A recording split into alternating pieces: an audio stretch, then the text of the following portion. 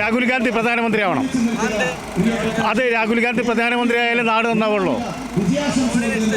രേഖപ്പെടുത്തിയ കാലം തൊട്ട് ഞാൻ ഇടതുപക്ഷാനുഭാവിയാണ്. ജയിക്കെന്ന് പറഞ്ഞാൽ എല്ലാവരും അവകാശപ്പെടുന്നുണ്ട്, എല്ലാവരും ജയിക്കുമെന്ന്. ഏതാൾക്കാർ വന്നാലും ഒരുപോലെ തന്നെ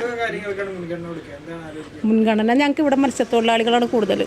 അവർക്ക് അവരുടേതായ ഒരു കാര്യങ്ങൾ നടന്നിട്ടണം.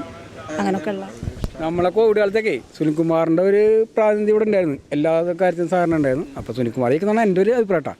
മൊത്തത്തിൽ ഇപ്പോൾ കറൻസി അങ്ങനത്തെ കാര്യങ്ങളൊക്കെ ചെയ്തിരുന്നപ്പോൾ വളരെ ഇപ്പം മോശമാണ്. ഇപ്പം മീൻസ് നമ്മളെ മൂല്യം കുറഞ്ഞ് പണ്ട് നമുക്ക് ഈ പറഞ്ഞൊരു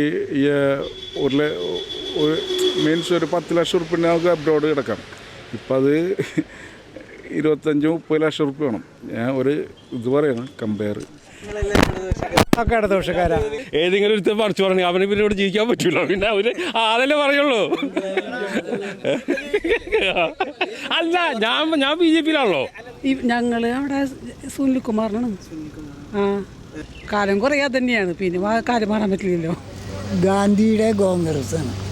ഗാന്ധി കോൺഗ്രസ് ആദ്യം ഇത് കോൺഗ്രസ്സുകാർ തന്നെയാണെന്ന് എൻ്റെ ആവശ്യം. മനസ്സിലൊരു നാടിൻ്റെ വികസനമാണ് നമ്മൾ വേണ്ടത്. നാടിൻ്റെ വികസനത്തിന് കേന്ദ്രം ഭരിക്കുന്ന ഒരു MP തന്നെ ഇവിടെ വേണം.